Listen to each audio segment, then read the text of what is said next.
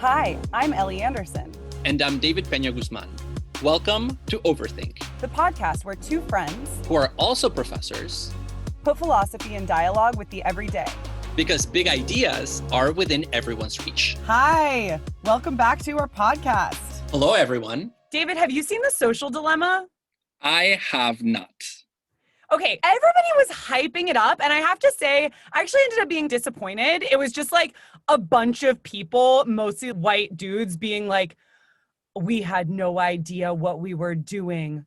We were all starting a company from nothing with absolutely no sense of the potential ethical ramifications around the globe. And I was like, okay, I get it. Maybe you guys should have taken an ethics class at some point.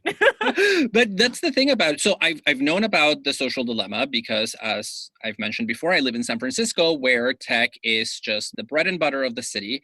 And or it's the soylent of the city, because nobody eats bread and butter in San Francisco.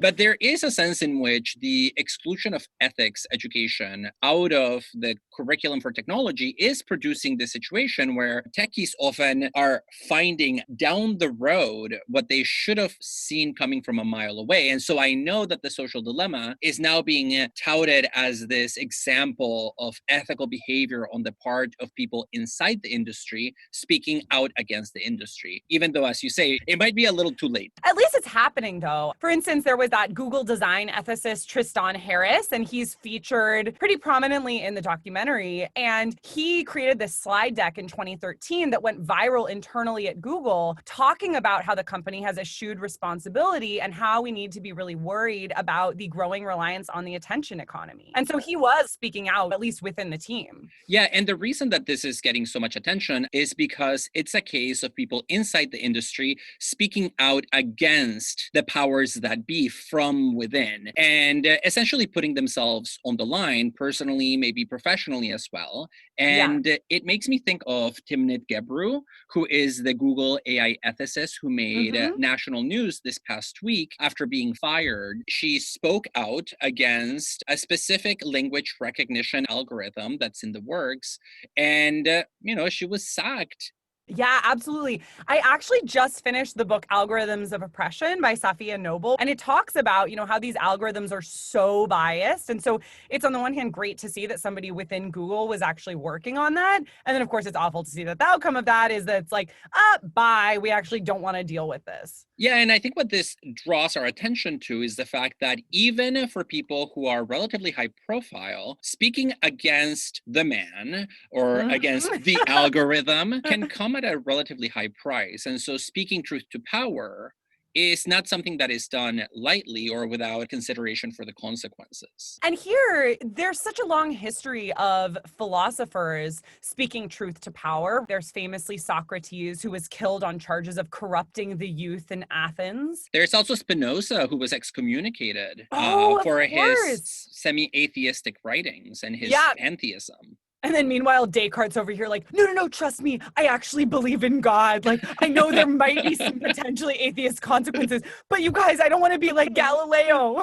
Or like Giordano Bruno, who was burned at the stake for claiming that the universe was infinite and there was no beginning or end and therefore no creation. Oh my God, Bruno's so badass. Yeah, and so you have the philosophers who arguably speak truth to power, and then you have the figures like Descartes who speak power to truth. It's just like, dude, you got it all backwards. Oh my God. And there's this ancient Greek word here that we'll be talking about a lot today, which is the word Parrhesia. And Parasia, sometimes translated as frank speech or fearless speech, is precisely this mode of speaking truth to power. So I have difficulties pronouncing this word. So let's just get that out in the open from the very beginning. So our listeners should be aware that I am going to butcher this and pronounce it in probably 1,000 ways. But one of the things that's really important about this term is precisely the ambiguity of its translation, that it's very difficult to translate into modern day English because we don't have a term that really captures this thing. For example, some people translate it as courageous speech. There's something about it that goes beyond just truth-telling. Yeah. And as we'll see in our episode today, the translation of it as free speech is potentially somewhat misleading given the baggage with which the term free speech comes in the context of the US at least. Yeah, and maybe speaking truth to power is not a terrible translation. It's just not very pretty. Well, today we will be doing precisely that. Not speaking truth to power, but talking about speaking truth to power. Oh, I thought you were going to say not speaking truth to power. We're going to be speaking power to truth, like Descartes. That's who we are. We'll be talking about the Greek concept of Parrhesia in particular. What does Parrhesia mean? And how does it differ from other modes of truth-telling? What are the limits of parrhesiastic discourse? Let's get into it. Parrhesia is a form of truth-telling that is important in antiquity. So it was actually one of two kinds of freedom of speech that was protected by the constitution of ancient Athens. There was, on the one hand, isegoria, which protects the equal right of citizens to participate in public debate. So this is sort of like, we're at a town hall meeting together and you get to say what you want to say and I get to say what I want to say. And then there was, on the other hand, which is the license to say what one pleases, when and how one pleases, and to whomever one pleases. This is different from the kind of speech that one might have as a specialist or as a teacher, because the teacher teaches truth and teaches skills, but they don't actually run any risk for themselves in doing so. There's a kind of protection of the identity of the teacher in relation to the content of what they're teaching. Those two things are taken to be separate. That is not the case for the parrhesiast. The parrhesiast puts themselves on the line, runs a risk in speaking. And that's why it's called speaking truth to power. So in most of the examples that we will find in the literature, speak that truth, David. Sorry, I'm choking on this truth. It's just so hard to swallow. So if you look at most of the examples that are floated around in the literature, they include people who speak up to a person in a position of power, and in doing so, tell them a truth that is likely to provoke ire or anger. So you have those places in which somebody in a position of marginality dares to speak the truth to somebody at the center of the social matrix. Yeah, in a way then, parrhesia is a form of punching up, right? There's an asymmetrical distribution of power and you're in a position of less power as a parrhesiast to what you're speaking out against. I'm wondering if we can think about modern day candidates of parrhesiasts. Is it possible to be a genuine parrhesiast in today's age? I think there are some pretty clear candidates, and one of them is sexual harassment victims who speak out against powerful men and put themselves on the line in the process of doing so because they become targets, not just from those people, but from society in general. Yeah, I think also about Christine Blasey Ford speaking up against Brett Kavanaugh, right? She, as this survivor of sexual assault as a teenager, initially brought her story anonymously to Senator Dianne Feinstein, and then ultimately decided, no, I actually need to speak out about this in my own name because my testimony will not only mean more, but I'll also be more in control of the narrative if I'm able to speak about it. And so Christine Blasey Ford strikes me as a major candidate for parrhesiast. And I sort of just Googled this, wondering if anyone else had thought about the same thing. And it turns out that there's literally an article in a law review making this exact same connection. And wait, between Ford and parrhesia? Yes, Marianne Frank, who's a University of Miami law professor, talks about how Blasey Ford exemplifies parrhesia precisely because she puts herself on the line in making her testimony, and her whole subjectivity, her whole personhood is risked. Her life is literally risked, right? She received tons of death threats after coming out about this. Yeah, and when we think about having your life on the line in the context of speaking a truth or the truth about your life, we can also think about queer people in the act of coming out as possible candidates for parrhesiastic status, because in coming out, you are speaking a truth for which you might be punished. Yeah, and I think there it depends on what the threat is, right? What the risk is, because there are many queer people who are coming out in environments that are extraordinarily hostile and where they are risking themselves and risking their lives even in coming out. Whereas for others, the stakes might not be so high if, say, you know, you're working in the fashion industry in New York City. But I think even in those cases where people come out, let's say in the context of a liberal family in New York, having grown grown up around queer people all their lives, there is still a fundamental fear that I think is very difficult to explain to somebody who hasn't gone through the process of coming out, where even if you think that it will be okay, deep down you know that there is a risk that your life will collapse. Whether it's well-founded or ill-founded is secondary. It's still a courageous act because you don't know what the future holds, and everything is on the balance. And I think with coming out, there's a sense in which you're not simply speaking a truth about yourself. You're also speaking a truth that by virtue of speaking it is in tension with the heteronormative assumptions of society. So anything that's resisting a particular hegemony is maybe not itself a Parrhesiastic act, but is on the way to becoming so, or it has the ingredients of it. Yeah, and I think a lot of other speech acts would fall in that category. So we've talked primarily about sexual ones, things having to do with sexual harassment, sexual violence, coming out. But think about something like the figure of the whistleblower. I'm thinking here about Edward Snowden, who leaked classified information about the NSA program, effectively spying on American citizens. And, he lives in Russia now. Was he anonymous at first? I'm forgetting. I don't really remember. Okay, because I don't think a Parrhesiast can be anonymous because you have to be speaking in your own name. So obviously Edward Snowden, we know who he is, but I'm trying to remember if he initially was anonymous, whether he came out in his own name or not. Yeah, and so then we can have a discussion about to what extent is the visibility of the proper name an essential component of a Parrhesiastic speech act? Yeah. Because I think it's a very good candidate, even if it violates that condition. Yeah, because Parrhesia is really about a relationship between the speaker and their society. And so I think you need to have both of those components. The speaker is putting themselves on the line in order to undertake this kind of activity.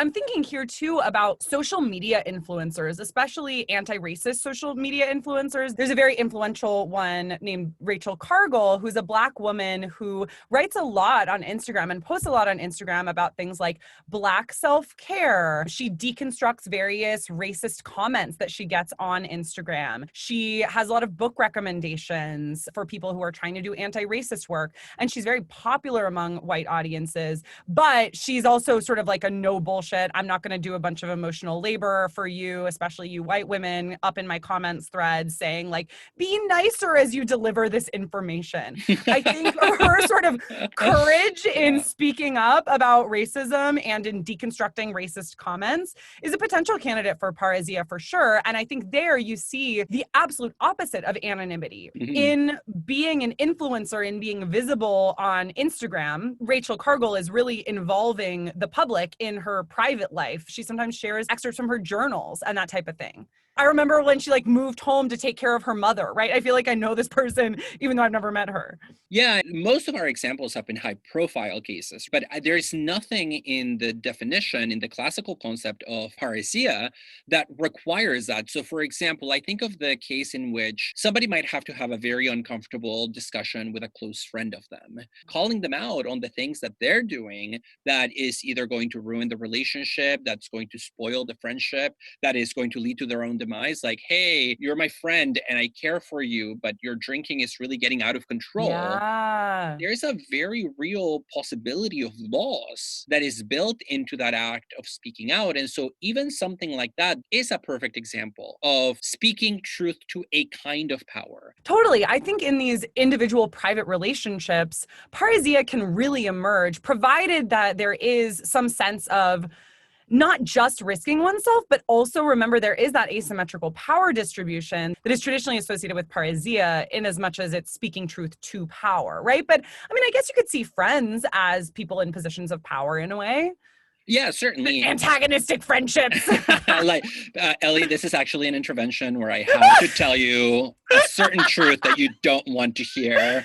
I've been buying too many shoes. But, one thing that this makes me think about when you mention private relationships between individuals is something that happened to me recently. So most of the time, we want to think that we will be the Parrhesias. We will be the person speaking truth to power, like Gebru or like Ford. Hero of our own stories. But in many cases, it might be that we are the center of power against which somebody speaks a certain truth. 2 years ago, I was walking home from work in San Francisco, And there is a woman experiencing homelessness who lives around the corner from my apartment.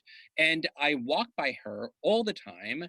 We look at each other. We sort of know each other just through protracted exposure to one another that we've had.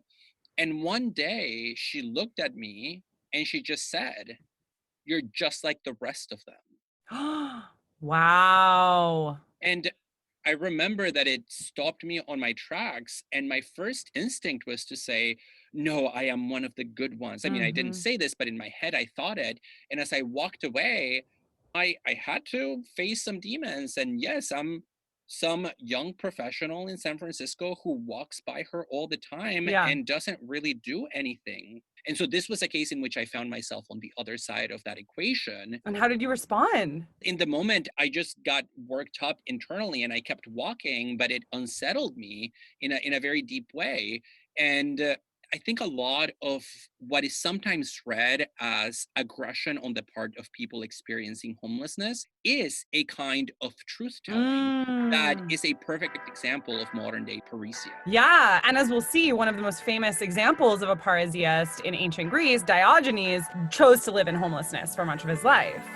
So we have a lot of examples here of potential candidates for Parrhesiasts in the present day. And I think, we might, as we think about them more, come to see some of them as genuinely Parrhesiastic and others as perhaps not. In order to do so, let's get clear about the concept. What does it actually mean to speak truth to power? I think hands down the best figure for thinking about the meaning of Parrhesia is Michel Foucault, who became very interested in the subject toward the end of his life. There are these books that he published where he talks about Parrhesia at length. One of them is entitled The Courage of Truth, which is one way of translating that Greek term, and another one based on a series of lectures that he gave in 1983 at the University of Berkeley, so just down the street from me, has the title Fearless Speech, which again is just another way of translating that same term. Yeah, and of course we need to talk about Foucault since he's every millennial and Gen Zer's favorite philosopher. My students literally dress up as Foucault for Halloween. They are obsessed with him. When else are you going to get a philosopher who is openly queer, wearing leather jackets, having sex, dropping LSD in California? Yeah, he actually dropped LSD in California in the 1970s with a professor at Claremont Graduate University, which is in the same consortium where I teach. They went to Death Valley together. I've decided that if I ever want to become really famous, there are two things I have to do. One is I have to go to all the sex baths in the Bay Area. And the second one is that I need to meet somebody from the consortium that you're talking about and drop LSD with them. So let me know when. Yeah, I can't promise I'll drop LSD with you, but I can promise to introduce you to someone from the consortium and maybe they will. Yes, I will rise to fame without you, just like Foucault rose without that guy that nobody remembers that did LSD with him. Oh my God, rude. He was already famous at that point, okay? That's true. But yeah, so he's the wet dream of a lot of millennials and Gen Zers. And I want to add, for good reason. You say as a completely unbiased person who wrote a dissertation on Foucault and is a Foucault scholar. Fair enough. But the point here is that at the end of his life, Foucault became obsessed with the concept of Parrhesia and wrote 2 books about it. And he's really interested in this act of speaking courageously, speaking frankly, without restraint. Yeah, and in these works, Foucault lays out certain features of Parrhesia. So it's not a skill or a technique. It's different from rhetoric, right? It doesn't involve being able to say things in the most beautiful fashion possible. It is instead a stance. It's a modality of truth-telling. If I'm speaking truth to power, I'm involved in a particular way of being. It involves me in my very embodiment. Second, I have to tell all. I have to tell the truth without concealing anything. So there's this sort of bear it all approach in Parrhesia. Bear it all. And third, the Parrhesiasts must believe what they say, right? And so I'm not just reporting something that another person told me. I am actually reporting only something that I truly, truly believe.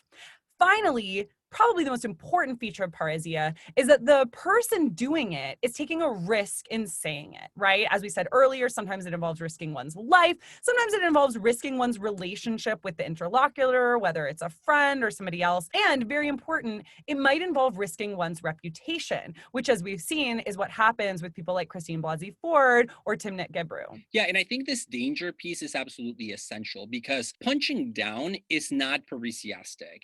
Punching up is. And so one of the ways in which Foucault talks about this danger is he says, when you enter into a linguistic game of parrhesia, you are entering into a game of life and death. Yeah, absolutely. And I think we can get a little bit more into what it means to say that the parrhesiast puts themselves on the line. On the one hand, it might seem that this is a kind of positive way of recognizing the way our character is involved in our discourse. And so I don't get to hide behind my speech and say, well, I didn't really mean that, or that's not true to who I am. I have to be accountable for it, right? So it involves character. I'm thinking here about the way that Patricia Hill Collins talks about a Black feminist epistemology or a theory of knowledge, where she says, you know, in contrast with the kind of white, quote, Western Eurocentric approach that discourse exists on its own outside of people's individual characters, a Black feminist approach appreciates that I am not independent from the things that I say and that I have to be accountable as a whole person when I'm talking. And so there's this kind of great component of recognizing the way that our whole being is implicated in our very speech acts. So an anonymous internet troll, for instance, cannot be a parrhesiast because they're not risking themselves in their speech act, right? There's no courage involved there.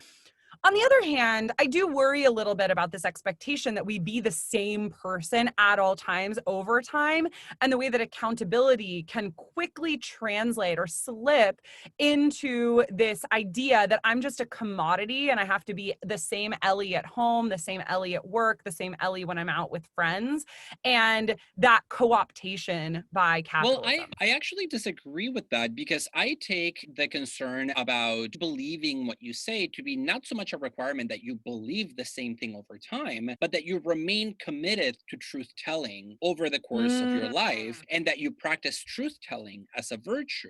And so I'm less worried about the commodification. I do think it has this revolutionary potential to upset social expectations by playing with language.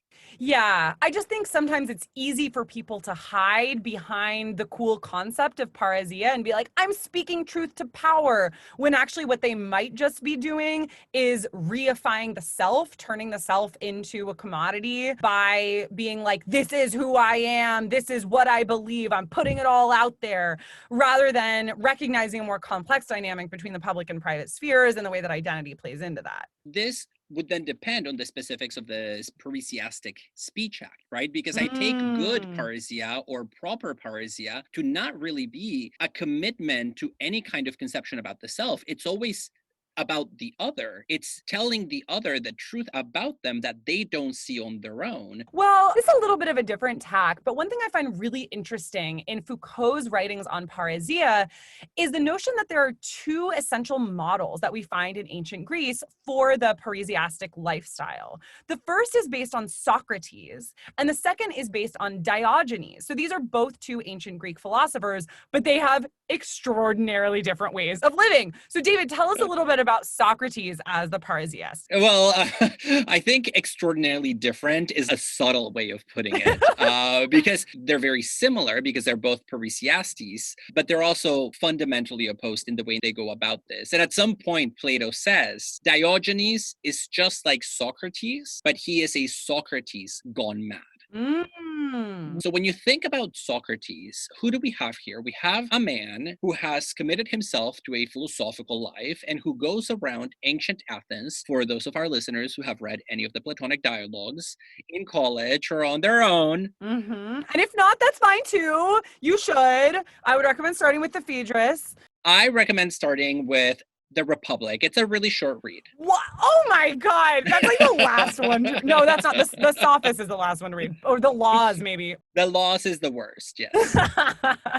And so here we have a man who goes around Athens constantly questioning people, right? So the classic move that Socrates makes, and it's essential to his method of elenchus, is he will encounter somebody in the public square, and then he'll be like, "What are you doing?" And then the person will say what they're doing, like, "I'm going to the court to sue somebody," or "I am going to meet my lover." And then Socrates will ask them, "What's justice?" or "What's love?" since you're using the concept. And then through a back and forth dialectic, the very famous Socratic method of question and answering, Socrates will expose the interlocutor as not really knowing what they're talking about. And so the process reveals a certain truth that humiliates the interlocutor. And so in a very sly way, Socrates speaks truth to power by showing the Athenians that they in fact don't know what they think they know. Mm-hmm. Yeah, and so he's speaking truth to power by disrupting accepted common sense, right? Whether it's accepted common sense among, just your average Joe in the marketplace, or among those who actually wield significant power, landowners in ancient Greece. And one of the features of the Socratic approach to Parrhesia is that it's rooted in argumentation. So Socrates is a great debater. He is the first great debater in the West, insofar as he is able to get his interlocutor always into a really uncomfortable position by getting them to agree to a series of premises and then drawing the rational conclusion from them. And so it's an argumentative, largely rationalistic approach to Parrhesia, where you expose the truth through the force of argument. And that's already pretty badass, right? Socrates was sentenced to death for doing this. He had to drink hemlock because he was accused of corrupting the youth by engaging in this practice of dialogue with them. But the Cynics are even more badass. So let's talk a little bit about the alternative mode of Parrhesia, because the Cynics are much less about speaking truth to power in the sense of actually speaking, and much more about expressing the truth through shameless activities. So, moment of confession and truth-telling for me. This is blasphemy for most philosophical ears, but I actually really dislike Socrates, and I don't think he's that badass. You and Nietzsche, you guys just over there hating on Socrates. Yeah, I really don't like Socrates. He's a mansplainer and kind of annoying. And yeah, my students always get pretty annoyed with him. Yes, I think that's reasonable. So when it comes to the question of whether he should be put to death or not, I'm kind of like a moderate on that. Oh my God. But if somebody asked me to list who I think, let's say my top 5 most radical, truly radical philosophers of all times, certainly Diogenes of Sinope, the father of Cynicism, would unquestionably make the list. Okay. Wow. That is a pretty bold claim for somebody whose writings you can't really read because he was just out there in the square doing weird stuff. Well, there are some reports that he wrote a little bit. So if you read his biography written by Diogenes Laertius, which is confusing because Diogenes of Laertius wrote a biography about Diogenes of Sinope. Yes, Diogenes was a very popular name. It was like the Kyle of 2,000 years ago. Or, technically the most popular name in the world is Muhammad. So it was the Muhammad of before Muhammad. Okay. Well, we'll get a historian to back that up for us. Yeah, and so Diogenes of Sinope was this figure, again, a historical figure in Athens who lived a very peculiar life. And as you point out, Ellie, his way of doing philosophy was not so much rooted in giving arguments and trying to persuade people through carefully constructed syllogisms. His way of doing philosophy was largely through the body, through acts of shamelessness, through acts of aggression, through a kind of hypervisibility. It's almost like performance art, to be honest. And so I think there is a very radical dimension to his thinking precisely because it's impossible to reduce it just to language. Yeah, let's think a little bit about the stuff that Diogenes was known for. He masturbated in the public square. He told Alexander the Great to get out of his sunlight. And Alexander famously said that if I were not Alexander, I would want to be Diogenes. Diogenes did not say that about Alexander, interestingly enough. No, Diogenes just wanted to be Diogenes. He lived in a bathtub. Part of his thinking is that the person who lives truthfully has nothing to hide. And if you have nothing to hide, then you should live as visibly as possible. Everything should be in the public. And so he reproduces in public, he masturbates in public, he eats in public. And so the Athenians really hated him because he would eat in public spaces where he was not supposed to eat. And he was like shitting on all of their social conventions, literally.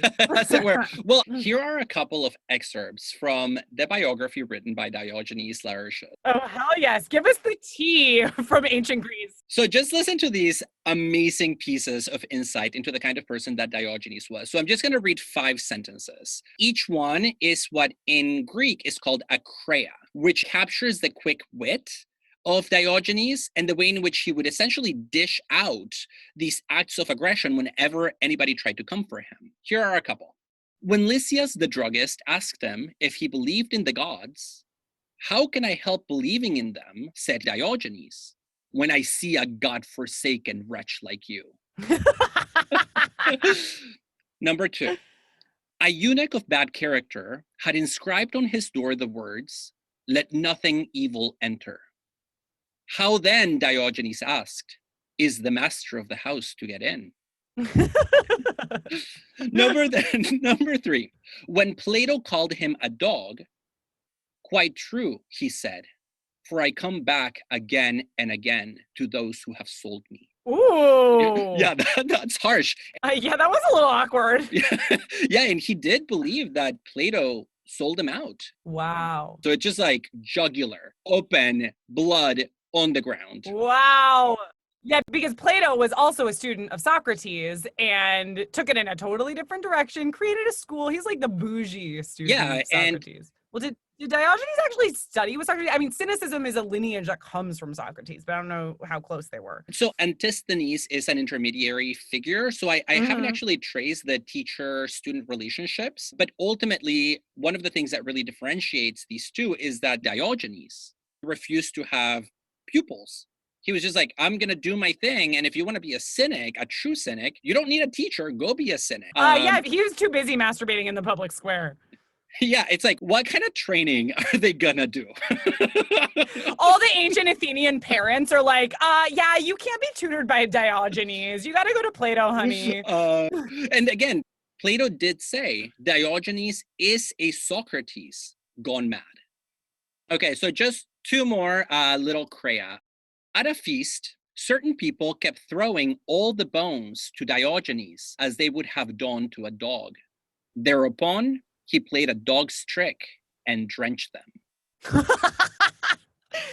So Diogenes is giving golden showers. Yes. And this, again, it is both a critical commentary on the fact that they're treating him like a dog. So if you want to treat me like a dog, I'll be a dog. And the second is that he was associated with being a dog because of his public visibility, that he did everything outside, kind of like an animal. Well, and for the record, that's where the word cynic comes from. Cynic means dog-like in ancient Greek. Yes, that's exactly right. And so the etymology has these layers of meaning with animality, with public, with bodily functions, and with bite. Because one of the things that Diogenes always said is that if you come for me, I'm the kind of dog that bites. Ouch. And then the last one. Yo, yeah, tell us the last one. This one is less fun, and it's just more to wrap. Don't lead with that. No, because I have a reputation to protect. Okay. Being asked, what was the most beautiful thing in the world? He replied, Parrhesia, freedom of speech. Ooh, that's my favorite one. Yeah, this was his fundamental commitment, that the best thing one can have and the worst thing one can lose is the ability to say and do what one wants. And that fits in really well with the theory of cynicism. Cynicism is, at the end of the day, a philosophy about living in accordance with nature. And so to be accused of being dog-like for Diogenes is not even an insult, because he's like, look, what's so great about humans? Plato famously defined humans as featherless bipeds, and Diogenes responded to that by plucking all the feathers off of a rooster and bringing it in to Plato's Academy and saying, look, here's your human. You defined it as a featherless biped. Here is a featherless biped as well. Well, and then the follow-up to that story is that then Plato was like, I guess I'll add that the nails have to be flat. That was his solution. Also, David, I think we should come clean and share with our listeners that one of our early options for the podcast name was Featherless Bipeds. Instead of Overthink, we almost went with Featherless Bipeds. Ellie, not everything needs to be made public. I'm just trying to be Parrhesiastic, okay? I'm speaking truth to power, which is you and myself. Hi, I'm Ellie. And I'm David. Welcome to Two Featherless Bipeds.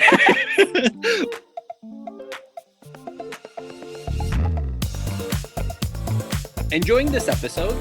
Please rate and review Overthink on Apple Podcasts, Spotify, or wherever you listen to your podcast.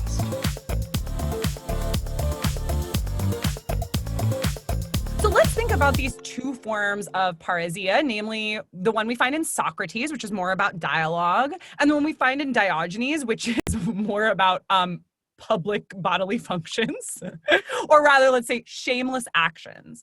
And how do we see these two playing out in the present day? Well, I think you could easily identify modern day Parrhesiasts who turn on the use of argument. So, for example, I would say that victims of sexual harassment and people who have been subjected to sexual violence, their mode of being a Parrhesiast is discursive in the Socratic way, in speaking a truth and persuading and essentially creating a logical narrative. So like Tristan Harris, Timnit Gebru, and Christine Blasey Ford would be Socratic Parrhesia. Yeah, and even most whistleblowers, I think they would say something like, oh, this has been happening, and I think I am ethically obliged to reveal this information because these are my commitments and this violates these laws, etc. So there's, again, a kind of syllogistic structure to the reasoning that leads to the act of disclosure. But I do think there are more cynic forms of parrhesia. I think that when that woman called me, you're just like the rest of them, that is a cynic approach to parrhesia. There's no argument, there's no dialogue, there's no focus on logical form. It's just like, this is a truth that you have to swallow on your own time, and I'm going to dish it. A long time ago, Theodor Adorno, this German social theorist who wrote about art and philosophy I love Adorno. And dialectics. Yes, but he's like, fave of mine. You know, for all his Marxist commitments, his style is really inaccessible and very bougie. Yeah, I'm actually reading a really good book about this right now called Grand Hotel Abyss, which is a group biography of the Frankfurt School, and they talk a lot about that. They talk about how there was a Soviet spy in the Frankfurt School spying on Adorno and all his peeps, but then the Soviet spy just ended up leaving because he was like, nothing to see here, folks. It's just a bunch of dudes like reading books. There's no danger. There's no imminent revolution happening in Frankfurt. Yeah, I love that in the grand scheme of things, all these radical academics are actually really not a worry for the state. Anyway, sorry, you were saying Adorno. Yeah, so Andreas Huyssen tells a story of one time when Adorno was giving a public speech. A bunch of Marxist young women showed up, walked on stage, and flashed him. Oh, yes, I remember that story. You do? Okay. And so she interprets this as a feminist cynic moment where it's through this kind of shamelessness, this disclosure, this unconcealment, especially of the body, in a way that is read as indecent and as insolent, that these women stage a modern day how would you say that? Diogenesian? Diogenic? No, that sounds like diuretic. Well, that also sounds like eugenic. So I don't let's just say they stage a modern day cynic critique of, in this case, a symbol of power, academic power, which is Theodor Adorno. Oh, good old Teo. Yeah, so I like the performative as a candidate for the cynic approach. And there's a lot of feminist performance art that achieves the same objective, right? You know, whether it's like popping an egg out of one's vagina on the street, or the Guerrilla Girls, who famously talked about lack of representation of women artists by, you know, a series of billboards and different sorts of performances and publicity stunts, you know, to other like more established forms of feminist artwork. Oh, that's so good. It's making me think of the piece by Emma Sulkowicz, the student at Columbia University. That's such a good example. Yeah, she's a survivor of rape, and her thesis, her art thesis in her senior year at Columbia University was to carry the mattress where the rape happened on her back wherever she went. And so she was just walking around carrying a mattress.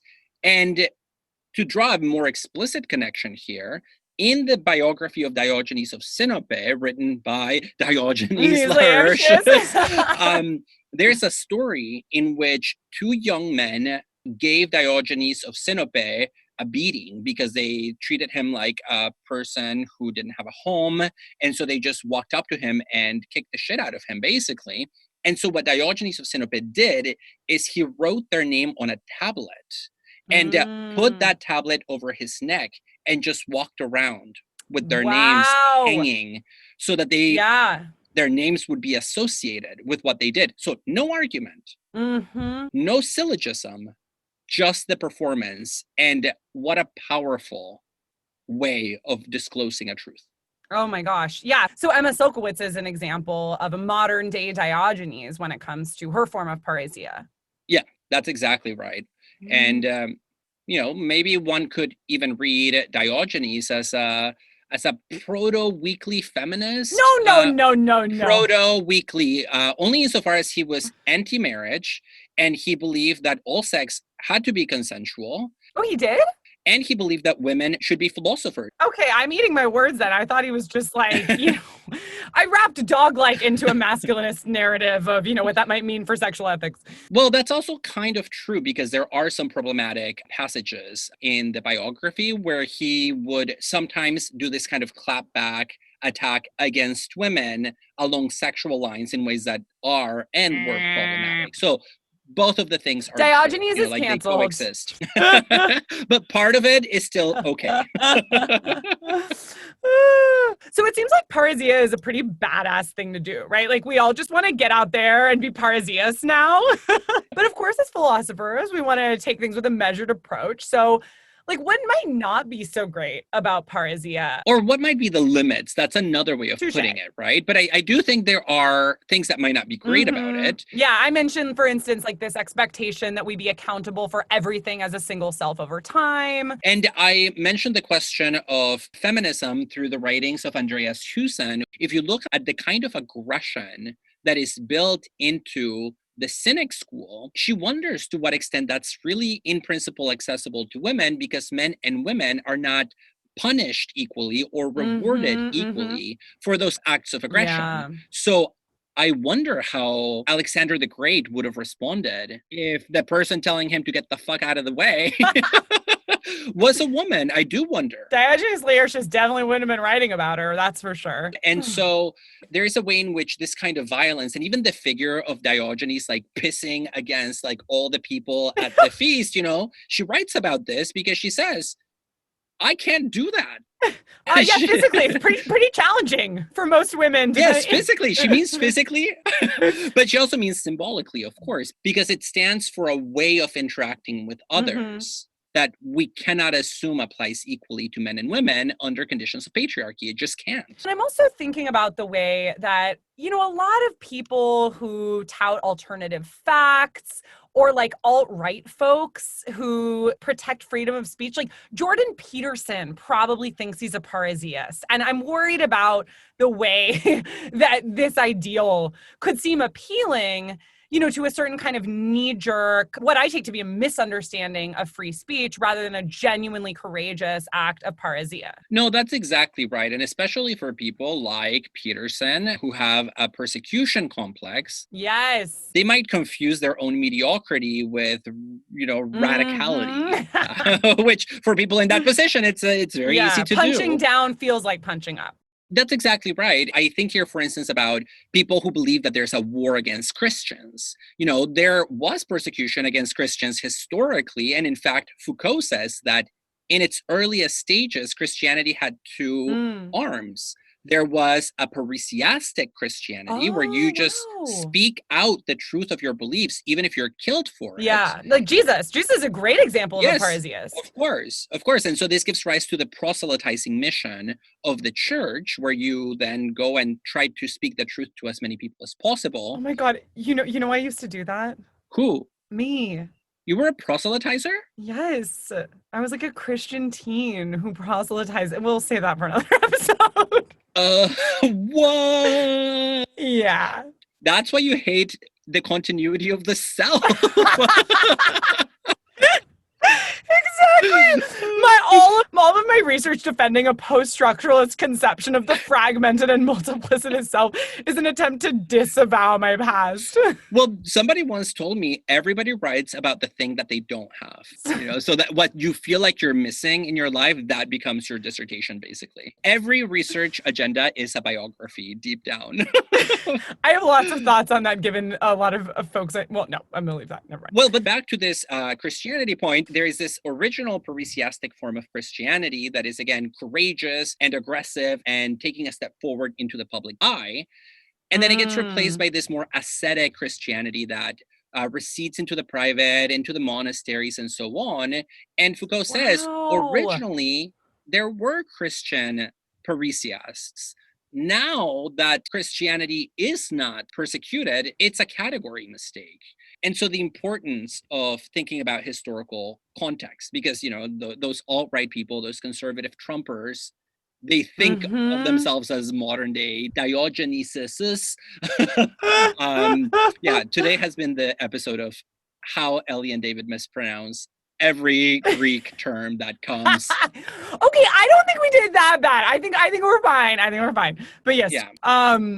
Yeah. And I mean, one last thing to put into play here too is whether or not speaking out on social media is a form of parrhesia, can be a form of parrhesia, is never a form of parrhesia because of the structure of social media and the way that any radical speech act is going to get co-opted. Yeah. That's right. And earlier you mentioned the Instagram influencers who put a lot of their personal life and of their private life in the public eye. And to be honest, my intuition, or at least my knee-jerk reaction, is that that's not really parrhesia, because it's not dangerous. It's not really speaking any truth to really any kind of power in a direct way.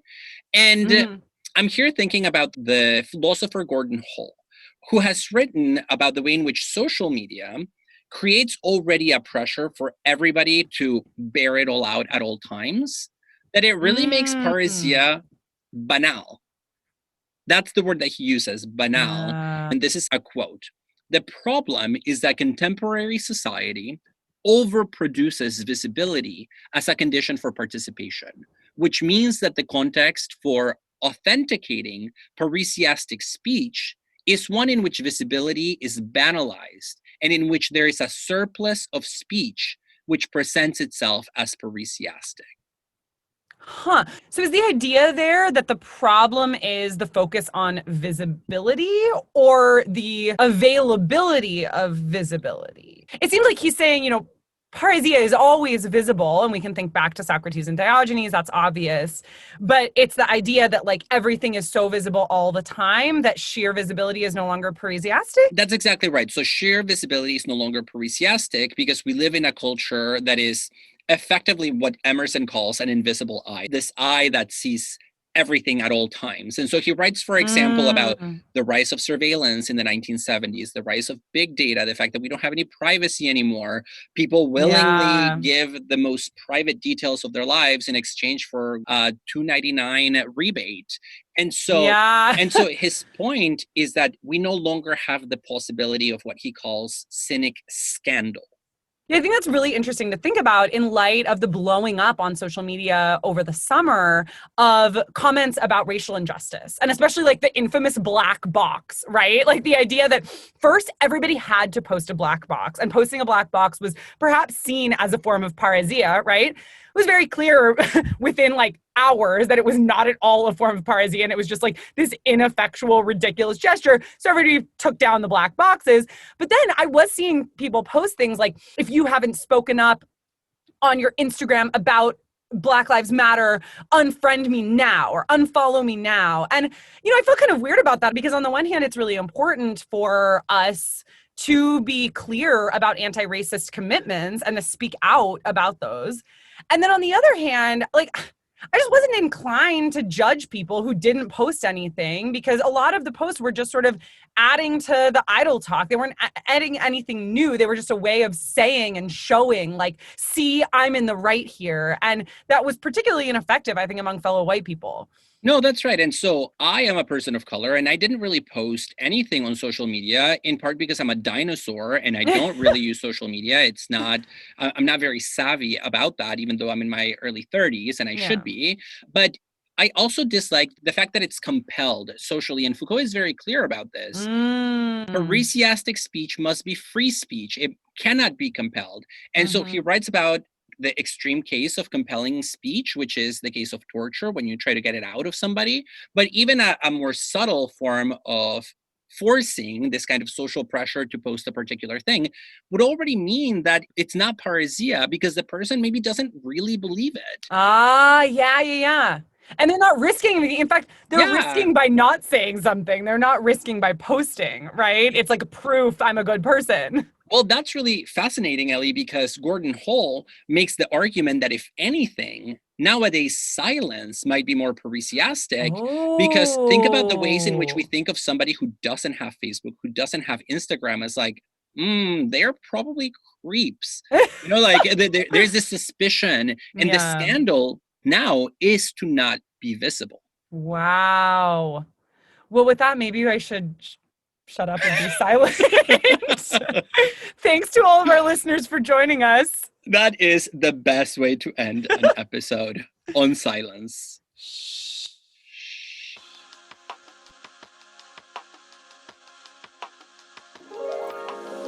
We hope you enjoyed today's episode. Please rate and review us on Apple Podcasts, Spotify, or wherever you listen to your podcasts. You can email us with questions, feedback, or even requests for live advice at dearoverthink@gmail.com. You can also find us on Instagram and Twitter at overthink_pod. We want to thank Anna Koppelman, our production assistant, Samuel P.K. Smith for the original music, and Trevor Ames for our logo.